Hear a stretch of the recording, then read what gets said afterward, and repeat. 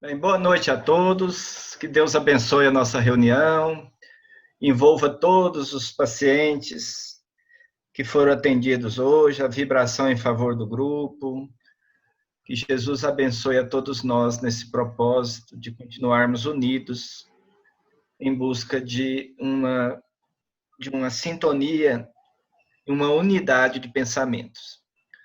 Que Deus abençoe a nossa aula neste momento. Nós vamos estar falando da questão do autoconhecimento durante 2 reuniões.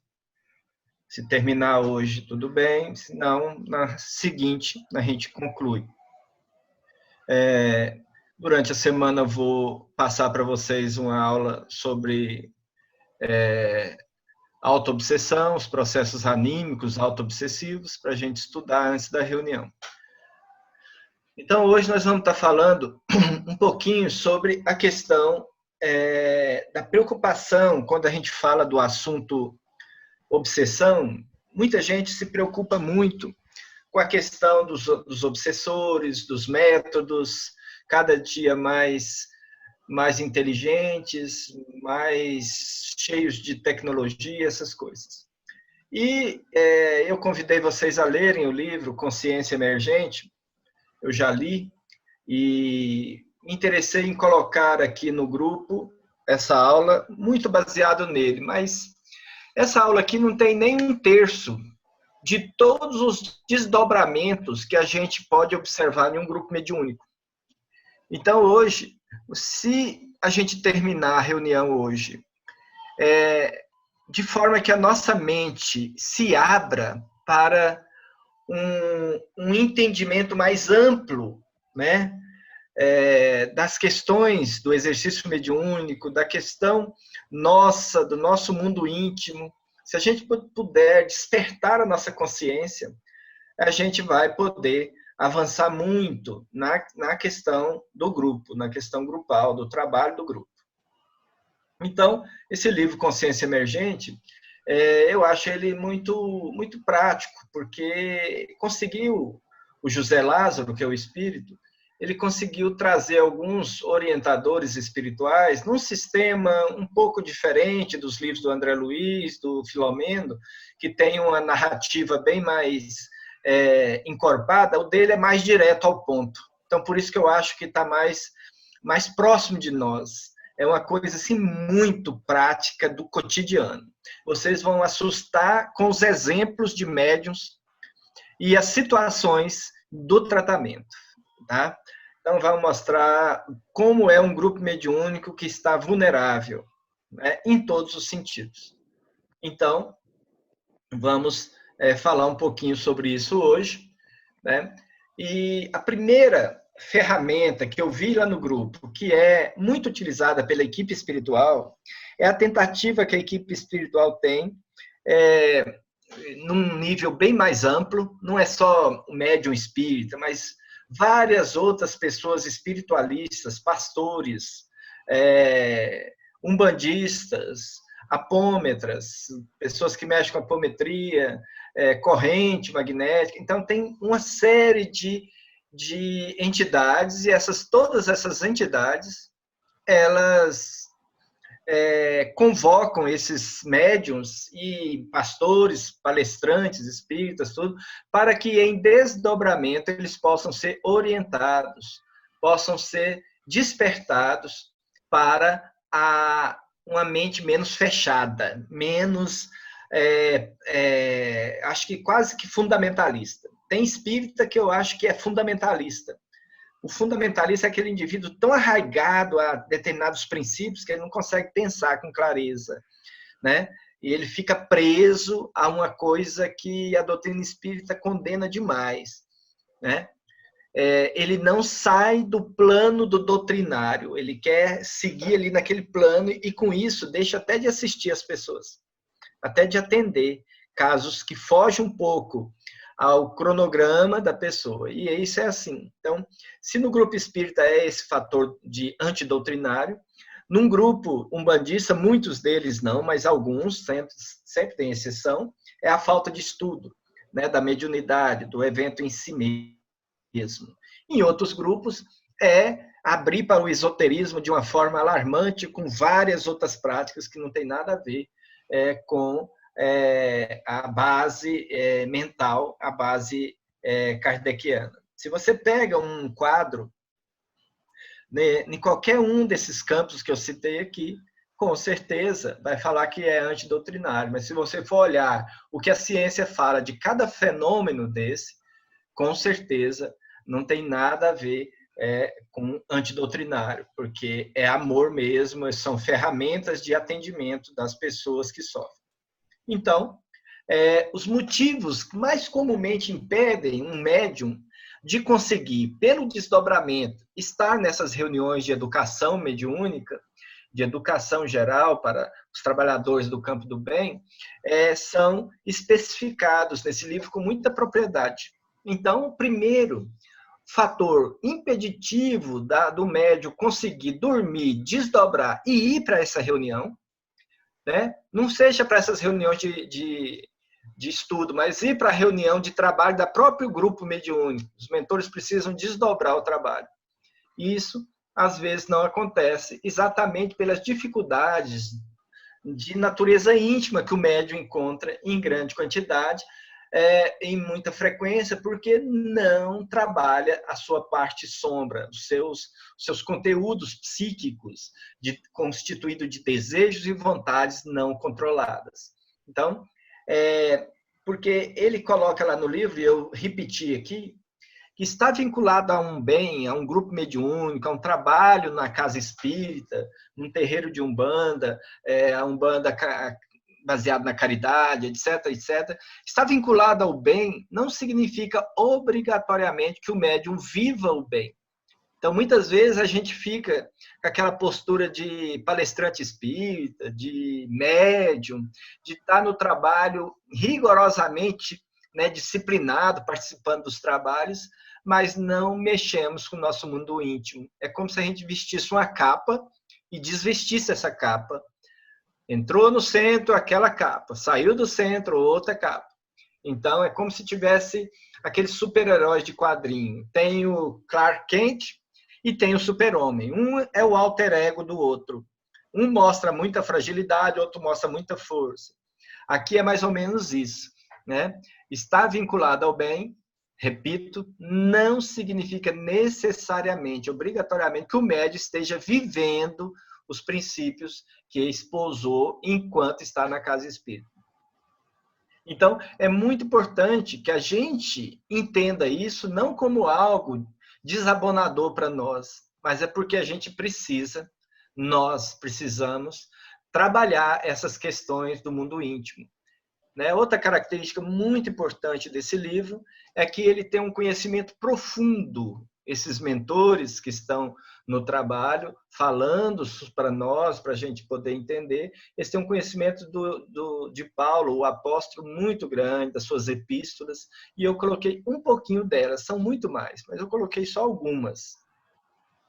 Então, o mundo íntimo de cada um de nós, ele muitas vezes é um grande desconhecido, porque ele surge no nosso inconsciente, nas nossas atitudes, e a gente esbarra na vaidade e no medo de lidar com essas sombras, e a gente fica com aquele alter ego certinho, que participa das reuniões, que vai direitinho nas reuniões, mas não trabalha aquela relação com a filha, aquela relação com o esposo ou com a esposa, aquela relação com a irmã, que ela não se dá bem. Então, aquelas coisas vão ficando ali. Vão passando os anos, aquela mágoazinha não sai, não é trabalhada, aquela situação de insatisfação, né, não é trabalhada, e nós vamos ficando com esses pontos vulneráveis no nosso mundo íntimo. Né? A maioria acha que o indivíduo põe um artefato fluídico, é do nada. Ele veio, invadiu você e fez. Não é bem assim. Não é bem assim. O mago negro, um técnico, um cientista, um psicólogo do umbral, ele não faz dessa forma. Ele precisa partir de nós mesmos, da nossa sombra interior, dos nossos processos não trabalhados, a nossa luta para fazer uma mudança moral. Então, a natureza íntima dos nossas vontades, desejos, é que são, então, um dos grandes impeditivos para a gente participar dessas reuniões. Aí tem uma coerência, deu para entender agora?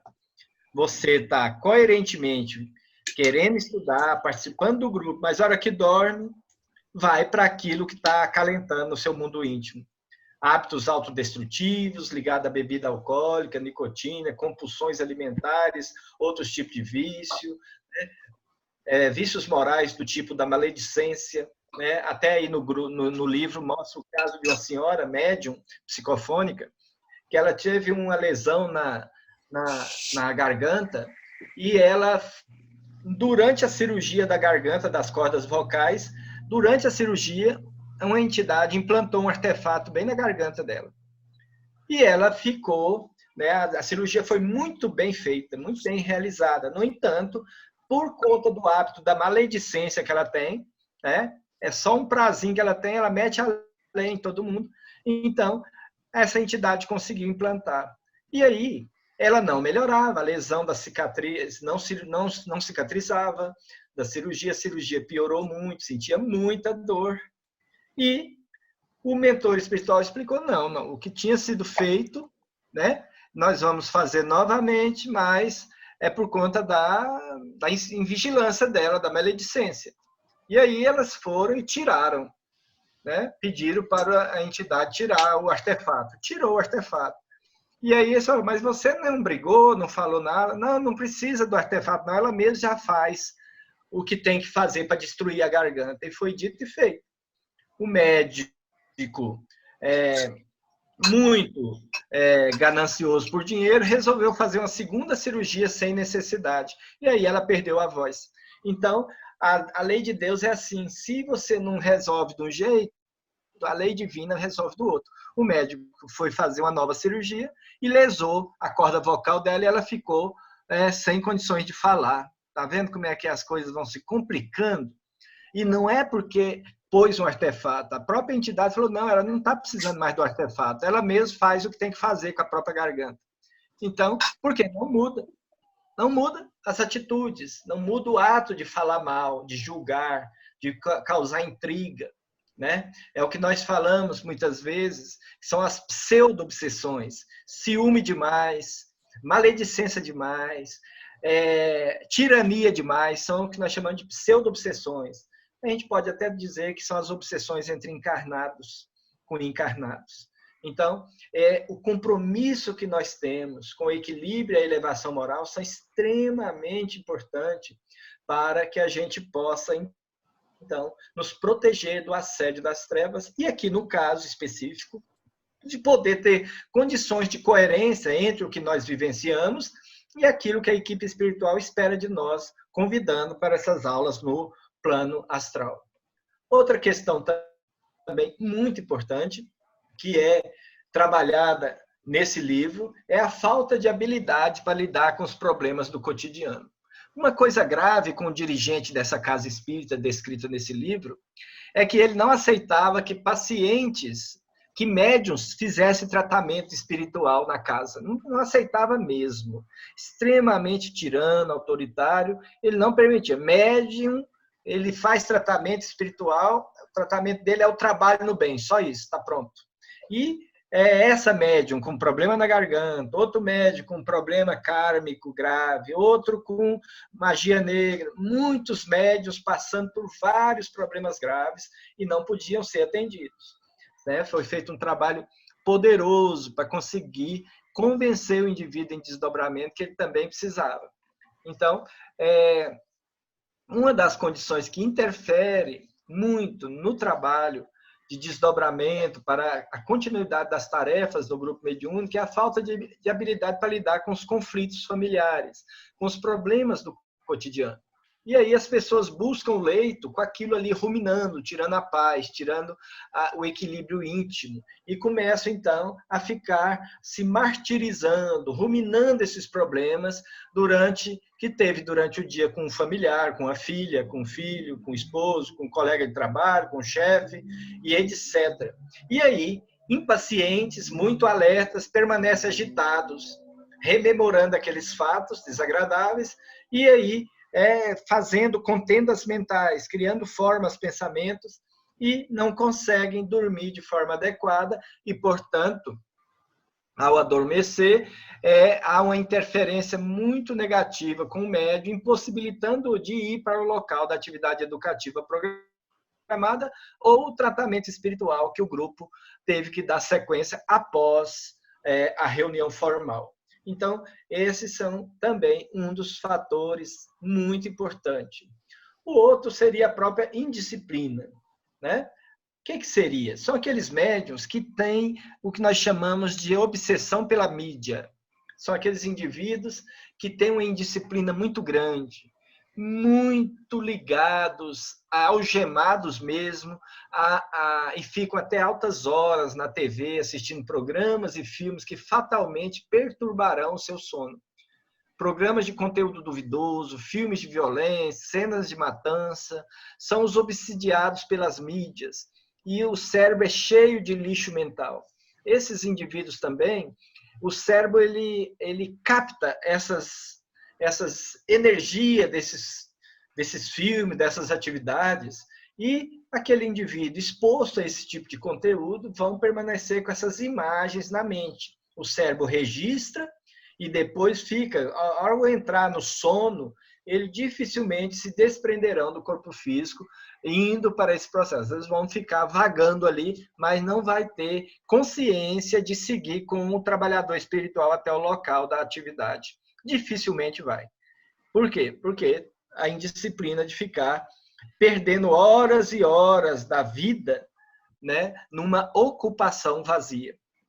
Então, esses são alguns dos fatores que interferem muito no grupo mediúnico.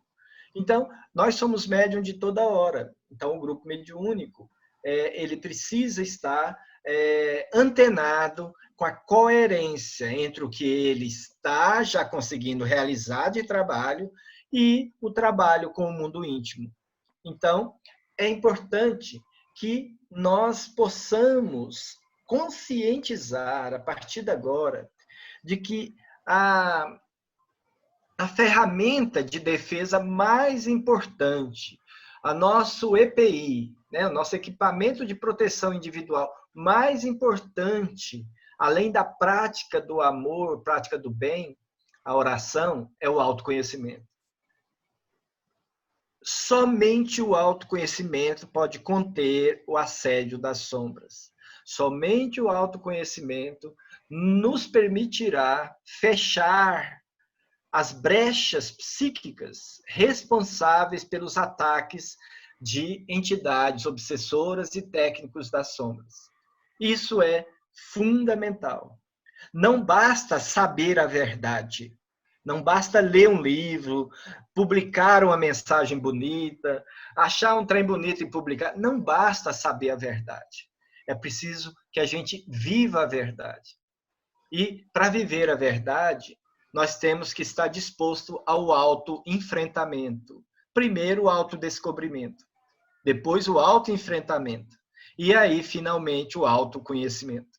Então, o autodescobrimento é entender as nossas sombras psíquicas, as nossas mazelas, aceitá-las. Não tentar escamotear, aceitá-las.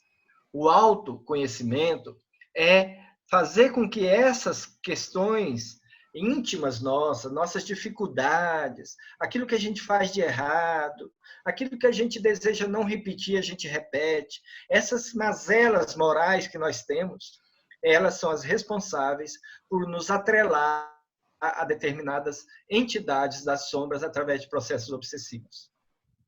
Então, isso acontece com a humanidade, né? Muitas vezes a humanidade ele deseja enxergar as trevas de fora, né? Porque para admitir as trevas de dentro, as trevas íntimas, será necessário se enfrentar. Se você tem um comportamento equivocado, se você tem dificuldade para se relacionar com determinada pessoa do seu convívio, isso pode demonstrar muitas emoções, muitos sentimentos. E esses sentimentos podem compor a sua sombra íntima. É essa sombra íntima que determina externamente o seu campo mental. E são elas que são material de abordagem das sombras externas dos obsessores. Portanto, o autoconhecimento, ele nos coloca em contato com ela. Quer dizer, a gente identifica, a gente equaciona aquilo ali, a gente entra em contato. É claro que no começo, quando a gente entra em contato com a nossa sombra, a gente também procura entrar em contato com a verdade, que são os ensinos, que é o ensino do Evangelho, o ensino das leis divinas. Quando a gente aprende, a primeira coisa a gente faz, né, segundo a irmã Sidufo, é uma projeção tóxica. A gente começa a não aceitar, né, aquilo ali, a gente acha que aquilo ali é dos outros, a gente conhece a verdade e acha que o simples fato de conhecer a verdade a gente já está santo, a gente já ficou bom toda a vida. E, na verdade, conhecer a verdade não nos transforma. É preciso a gente viver a verdade. E sem a gente trabalhar as nossas mazelas íntimas, nós não vamos conseguir viver a verdade. Aí a gente projeta. A gente chama de projeção tóxica. A gente vê os defeitos tudo nos outros. Nada em nós. É aquilo que o Evangelho chama da trava no zóio, né? No olho. Então, o autoconhecimento, ele é trabalhar, é aceitar essas coisas erradas que nós fazemos em relação a muitas pessoas, em relação a nós mesmos, se perdoar quando erra, identificar que errou, meditar sobre esses erros, trabalhar essa questão na nossa intimidade. Então, isso é extremamente importante. Então, a epístola de Paulo aos Efésios, não vos comuniqueis com as obras infrutuosas das trevas. Olha, veja bem, esse aviso de Paulo à igreja de Efésios é muito importante.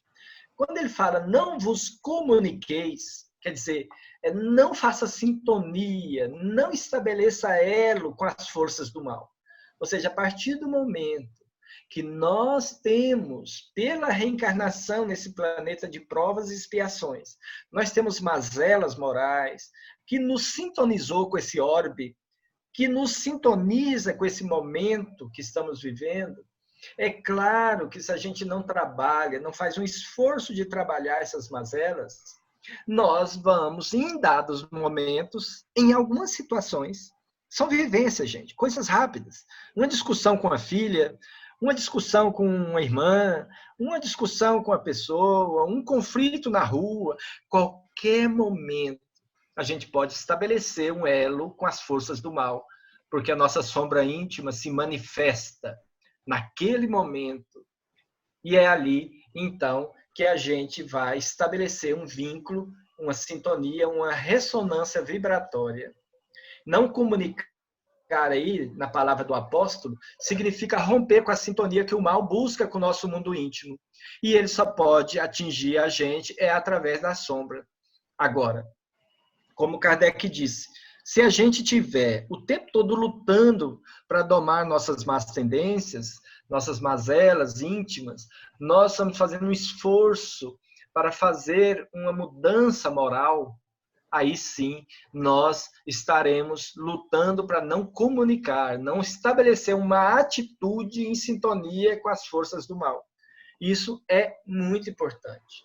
Portanto, o conhecimento dos eventos obsessivos que nós estamos estudando é extremamente importante, é o conhecimento técnico, né? Mas ele é de pouco proveito se não aprofundarmos no conhecimento de nossa sombra íntima, daquilo que são nós, porque é ali, na hora que a gente está atuando, nosso mundo íntimo se manifesta nas nossas atitudes, é que a gente é pego. Então, o que adianta você saber, né, obsessão complexa, artefato, isso, aquilo, outro, se o fator de vulnerabilidade maior está aberto, ele está ali pronto para alguém chegar e estabelecer a rotina, nos observando.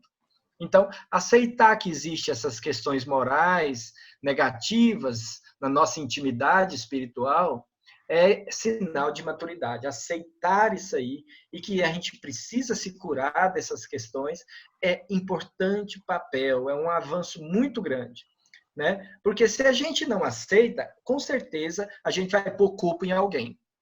Quem não faz autoconhecimento está sempre procurando um algoz para pôr culpa. Porque aí a culpa é do fulano. Você me desrespeitou muito, Você está sempre falando coisas que me agridem e fica todo aquele processo. Um espírito necessariamente superior, ele nunca é atacado, porque ele compreende o indivíduo, ele tem uma capacidade de entendimento do outro, por isso ele não é afetado pelas ofensas.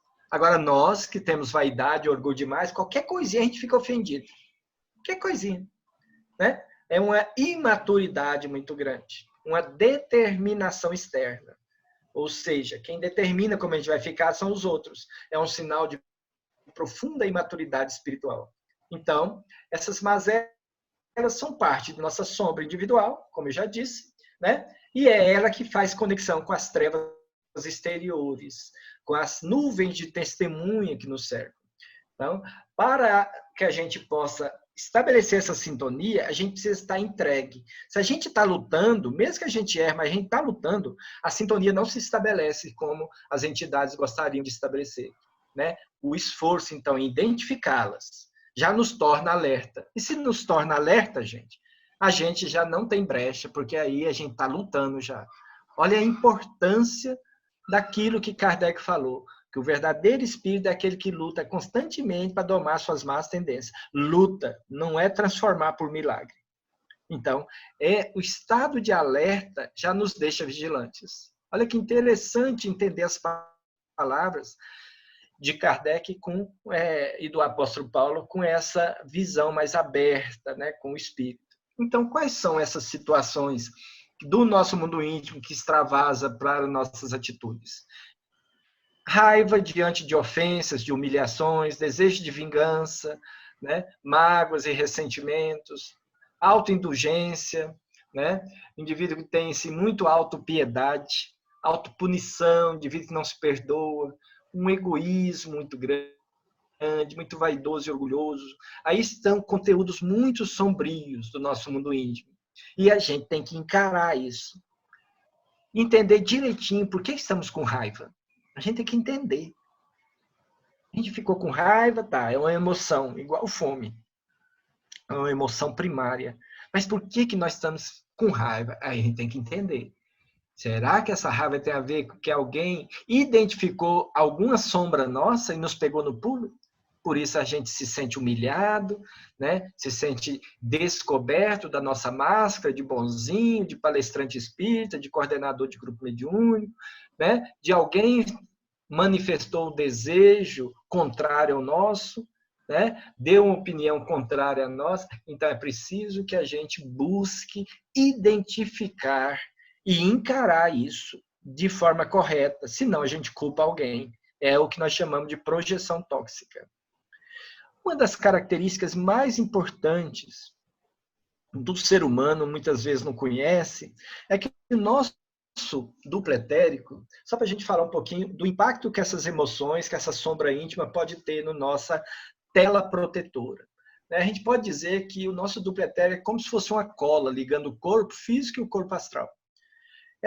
Esse duplo etérico não é só vitalidade, só energia. O duplo etérico é uma verdadeira tela protetora. E ela pode, como a gente já identificou, os médiuns identificam constantemente, laceração do duplo etérico e laceração de centros de força. Isso é muito comum lá nos atendimentos lá. Então, ele funciona como essa tela protetora. O problema é que determinados padrões de vícios morais, vícios físicos, eles provocam, abre aspas, ferimentos nessa rede protetora do duplo etérico, como está mostrando aí na figura. Então, a gente observa nitidamente que todo indivíduo que tem lacerações no duplo etérico, lá no grupo mediúnico, a gente percebe que ele tem larvas astrais, bacilos mentais, contaminando isso aí. E é exatamente nessas áreas que entidades vampiros vão se alimentar dessas formas energéticas, né, de contaminação. É assim que começam muitos casos de simbiose e de vampirismo, descrito como obsessões complexas. Mas você vai olhar a causa mesmo, tanto no médium quanto nos pacientes, você vai olhar a causa mesmo, são essas mazelas, essa sombra íntima não trabalhada, esse autoconhecimento postergado, adiado, de forma que essas lesões vão provocar invasão por larvas astrais e outros problemas que vão comprometendo a saúde do encarnado, e aí ele vai tendo essa invasão.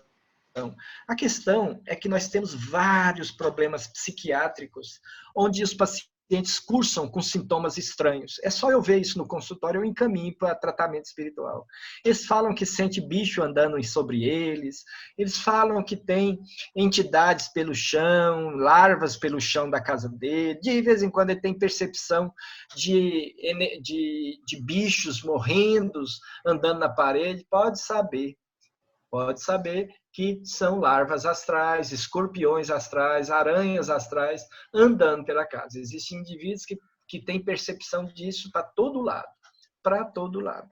E são queixas mais comuns do que se pensa lá no grupo. Então, antes da gente se preocupar com mago negro, obsessor, artefato fluídico, devemos perguntar: onde estão em nós mesmos as falhas que permitiram que esses agentes das sombras invadissem nossa mente, invadissem nosso corpo, implantassem coisas? Onde estão, né?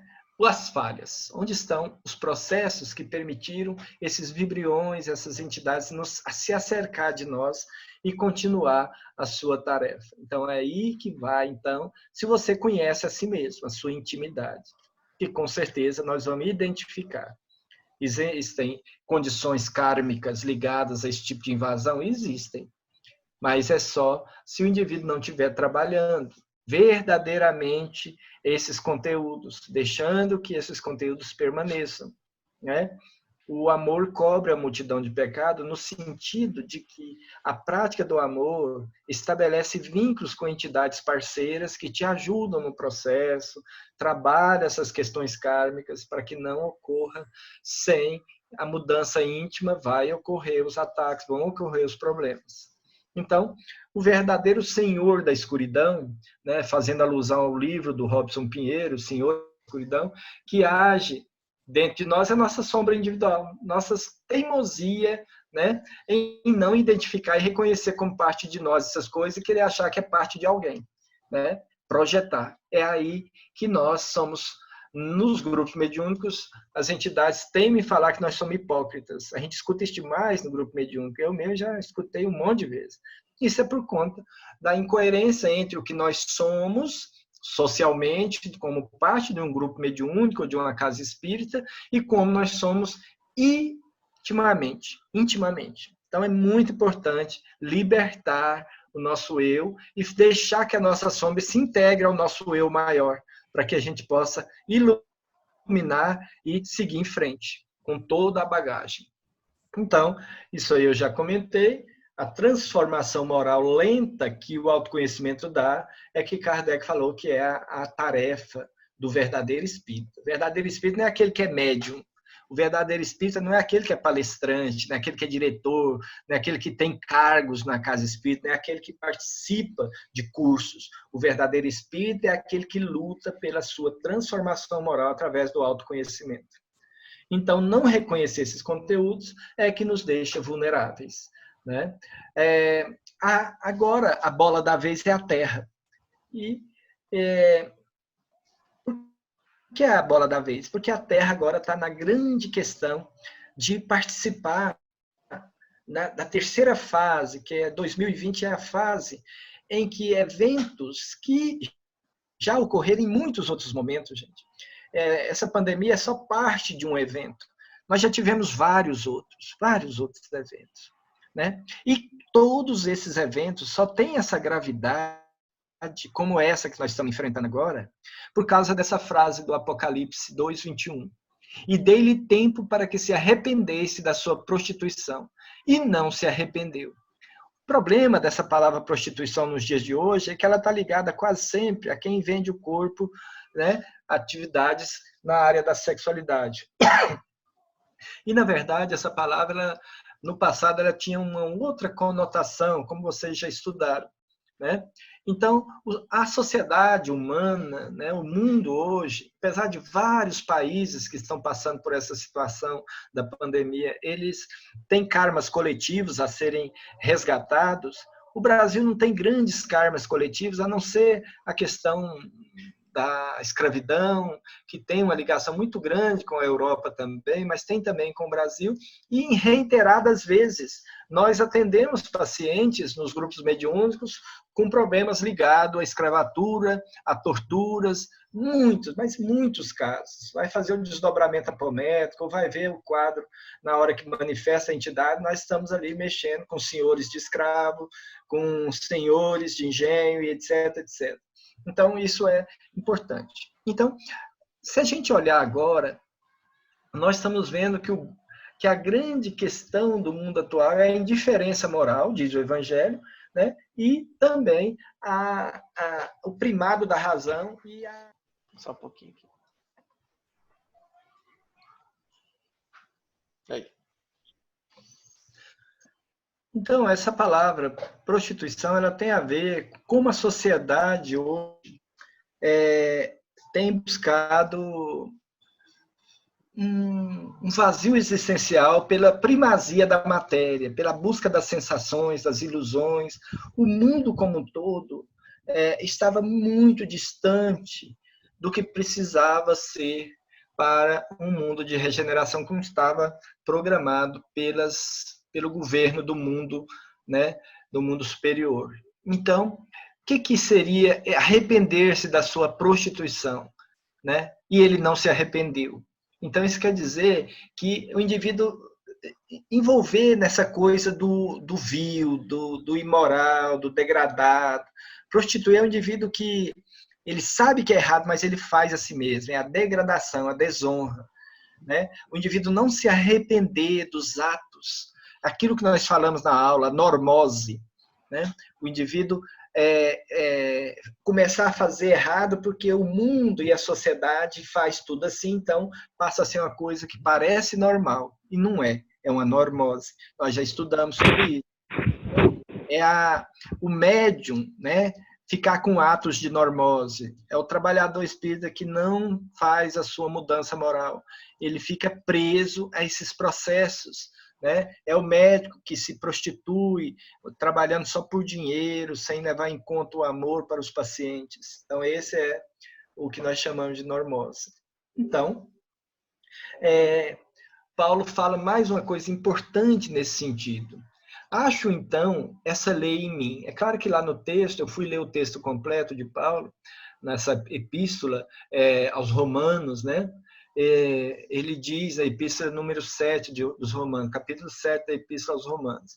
Acho, então, essa lei em mim. Quando quero fazer o bem, o mal está comigo. Isso é importante. Nós já estamos despertos para participar de um grupo mediúnico, estamos despertos para estudar, alguns mais, outros menos, estamos despertos para integrar ações no campo da vibração em favor das pessoas, muitas delas que nós nem conhecemos. Então, nos Romanos, Paulo diz isso. Acho, então, essa lei em mim.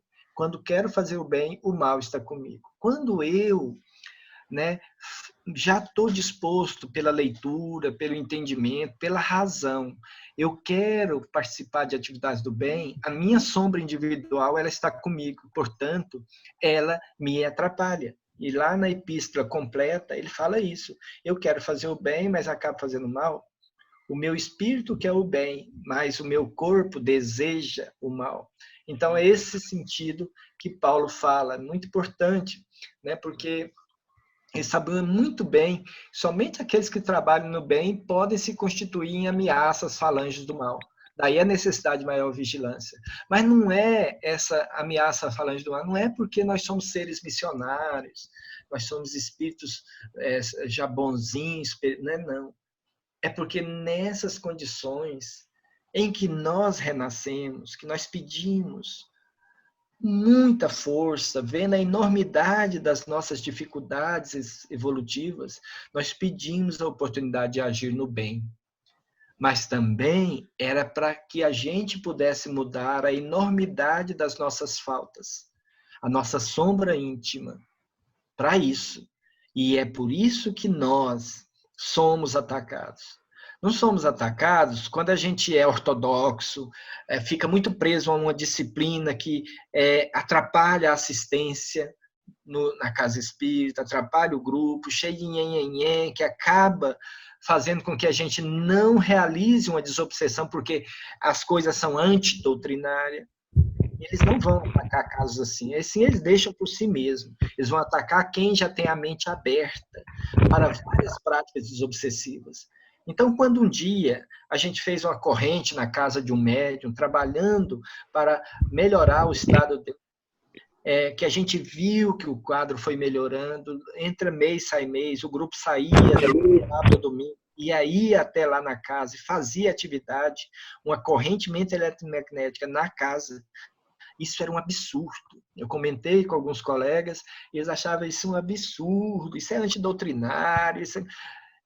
A paciente melhorou, a paciente faz parte das atividades do grupo mediúnico, está caminhando, está indo bem, porque o grupo soube ultrapassar essas coisas, esses milindres, e ir em função do amor e da necessidade, confiando na orientação da equipe espiritual, para que a gente possa, então, nessa condição, com a mente desse jeito, nós somos ameaças às falanges do mal.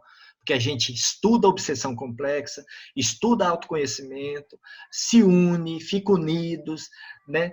Lida, né? Não temos um espaço físico, mas nós temos a união que precisa ser mantida. Não podemos ter a consciência que nosso grupo é bom. Nosso grupo é apenas um grupo.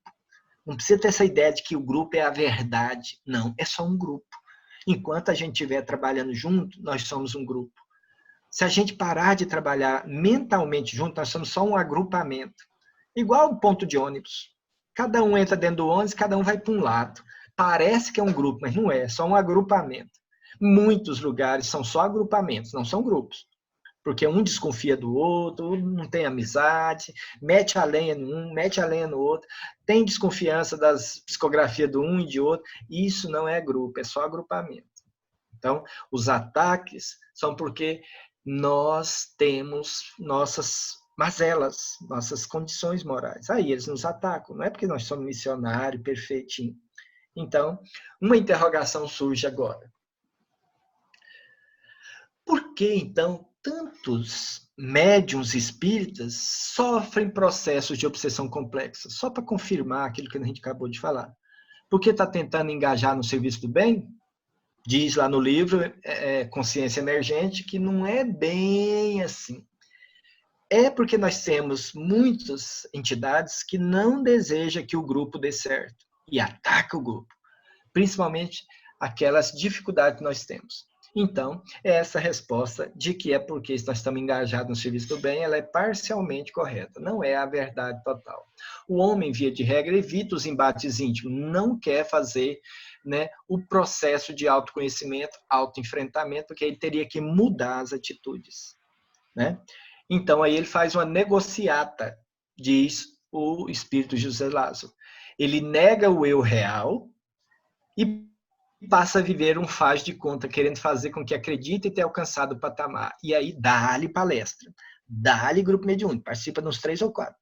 Dá-lhe livro, dá-lhe romance, dá-lhe leitura, dá-lhe curso, faz curso, trabalha 2, 3 vezes por semana no grupo espírita, e aí o eu ideal fica na frente do eu real. Aí é uma mudança de fora para dentro, e ela não funciona. E os espíritos não veem essa mudança de faz de conta, ele vê o mundo íntimo, e aí é que está o problema. O ideal, ele não é prático, é um ideal a ser alcançado, com esforço, com burilamento, com autoconhecimento, aí você chega no eu ideal. Por enquanto, nós estamos vivendo o eu real. Nós somos médios de toda hora, o eu real. Então, nesse sentido, o eu ideal, sendo um objetivo a ser alcançado, mas até lá o homem deve amar e aceitar o eu real, que tem defeitos, que tem problemas, que tem dificuldade, né? Que tem vícios, que tem coisas que ele tem que aceitar como são negativas e parar de fazer. Às vezes, a gente tem que quase morrer para poder despertar. Não precisamos disso, né? É preciso que a gente vá em frente no enfrentamento do eu real. Então, a humanidade, ela está doente. E a grande maioria segue na ignorância total acerca dos processos desencadeadores da dor e das enfermidades. Vai no médico, cura aquela doença, alguns meses depois está com outra, depois vai entrar mais com remédio, e continua doente, porque não vai, a medicina atual não vai em busca da intimidade do ser, do espírito, das causas fundamentais. Então, ele prefere projetar nos outros partes reprimidas dele mesmo. Novamente, na mesma epístola de Paulo aos Romanos, capítulo 7, transformai-vos pela renovação do vosso entendimento. Essa é uma outra questão, que lida muito com a questão da convivência. Cada pessoa tem um entendimento. Eles não têm o nosso entendimento, eles têm um entendimento que o nível evolutivo deles lhe permite ter. Vocês têm o entendimento de vocês. Então, a gente tem que entender o comportamento das pessoas. Então, lá no livro ele dá vários exemplos, e eu achei muito importante, não comentei aqui, mas falei que é preciso que a gente se transforme pela renovação do nosso entendimento, para entender as pessoas e olhar para nós. E olhar para as pessoas com entendimento nosso, a gente vai julgar as pessoas, vai condenar as pessoas e vai querer impor a nossa vontade e nosso entendimento para as pessoas. Aí já começam os conflitos e os problemas. Então, é muito importante. Essa renovação do entendimento ela é necessária para a renovação nossa, porque se a gente conhece a verdade, ela só em si mesma não nos liberta da nossa ignorância, da nossa sombra. Ela precisa que, ao conhecer a verdade, a gente olhe para essa verdade para nós mesmos, identifique o que precisa ser mudado, senão a gente quer mudar os outros.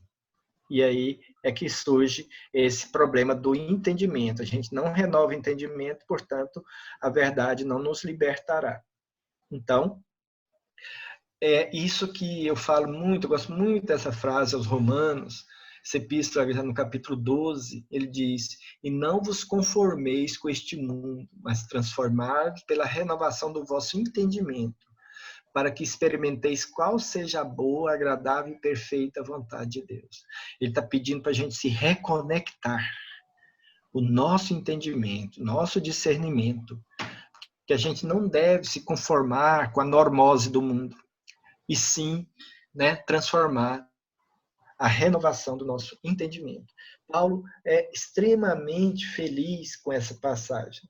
E acho que é importante que a gente releia essa aula, olhe essas frases, medite em cima delas, para que a gente busque o despertamento da nossa intimidade de forças novas. Somente então, quando houver uma renovação do entendimento, é que haverá uma transformação mais profunda do comportamento humano. Cada pessoa tem o seu tempo, pois cada uma está num nível evolutivo. Olha, tanto que é difícil. Você pega uma pessoa que vive de prostituição, você vai lá ouvir ela no entendimento dela, ela não vê problema nenhum naquilo, está feliz com aquilo ali. E no nosso entendimento, para a gente é um absurdo, a gente já vai criticar, vai meter a lei. Gente, esse é o processo dela, é o entendimento que ela tem. Às vezes, daquele jeito que ela está, ela erra menos que nós que temos entendimento. Então, não é que eu quero dizer que prostituição é uma coisa a ser estimulada, mas no meu entendimento, mas eu não vou julgar a pessoa. A pessoa tem o entendimento dela. Cada pessoa tem seu tempo de evoluir, tem seu nível evolutivo, pois cada um está num nível que ela deve estar. Ela vai chegar num ponto em que aquele ali não é problema. Quantas pessoas em prostituição Jesus acolheu, e ao falar com elas, e elas terem uma transformação do entendimento, elas abandonam. Aliás, uma das mais coerentes, que fez os trabalhos de cura, de trabalho assistencial, foi uma que tinha um problema na área da prostituição. Então, é preciso que a gente renove o nosso entendimento, porque é o único jeito da gente não julgar as pessoas. E o único jeito da gente não ser ofendido, sentir ofendido. Ela fala uma coisa para nós com o entendimento dela. O meu deve ser outro. Deve ser um entendimento superior, de acordo com o nível de conhecimento. Então, eu penso que não vai dar para falar todos o tema, e a partir daqui eu vou fechar com essa imagem belíssima que está no livro, que essa coisa do entendimento é assim, ó, tem uma pessoa num quarto escuro, um quarto totalmente escuro, nessa condição a pessoa não terá nenhuma percepção nem de si, não enxerga nem a si mesmo, nem do que está ao seu redor. Portanto, o entendimento dela é o que está no quarto escuro. O conhecimento da lei dela é o que dá para ela ver aquilo ali. Então, se ela tem uma prática, igual esse exemplo da prostituição, sabe, é um exemplo apenas, se ela tem uma prática como aquela, ela está no quarto totalmente escuro da percepção das leis divinas, dos comportamentos. Então, para ela, para o entendimento dela, aquilo ali não tem problema. Certo? Ela não tem nenhuma percepção de si, nem do que está ao seu redor, nem do comportamento, nada. Uma pessoa que está num quarto com a iluminação de uma vela, né, bruxuleante, ela já está ali, vamos então imaginar essa pessoa. Ela está naquele quarto, ele dá com aquela iluminação fraca, ela já consegue ver. Essa pessoa vai ter dificuldade para perceber a si e o ambiente ao redor. Então, ela tem um nível de entendimento um pouquinho melhor, no entanto, ainda muito deficitário no campo das leis divinas. Agora, e o indivíduo que está num quarto completamente iluminado? A pessoa num quarto totalmente iluminado, ele tem condições infinitamente melhor que as outras duas, porque ele já conhece a realidade, é nítido para ele as leis, o discernimento. Então, esse indivíduo é que cabe renovar o entendimento e não ficar julgando os outros dois, na convivência com esses outros dois. Olha que importância isso. Porque aí, isso faz com que a gente não faça projeção tóxica em cima das pessoas que nós convivemos. Então, esse é o indivíduo do quarto escuro, é a consciência adormecida. É o indivíduo que não está ainda desperto para a prática das leis divinas. O indivíduo no quarto com a vela é a consciência emergente, aquele estado em que nós já estamos, né, participando de um grupo mediúnico, boa parte tem consciência emergente. E aí, a consciência desperta, pessoa num quarto totalmente iluminado, um indivíduo que já tem uma capacidade muito maior de percepção do mundo que o cérebro, um estado evolutivo bem mais ampliado da realidade, da convivência, do enfrentamento, do autoconhecimento e etc. Então, fica aí para a meditação essas condições. Então, a consciência desperta, ela já alcançou o autodescobrimento, iniciou o autoenfrentamento e, finalmente, está exercitando o autoconhecimento. Esse é o indivíduo que a consciência desperta, que é o que herdarão esse planeta, tá certo? Os que herdarão esse planeta. Nessa posição, a gente pode ter um comportamento onde julgar não é parte das nossas práticas. O comportamento alheio não vai ser julgado, pois agora consideramos o grau de entendimento de cada um. Sabemos que cada pessoa evolui a seu tempo, portanto, a nossa capacidade de compreender as pessoas e o que elas fazem conosco é imensamente maior, porque a nossa consciência está desperta para as leis de Deus. Tá? Então, eu vou encerrar por aqui, Tiago.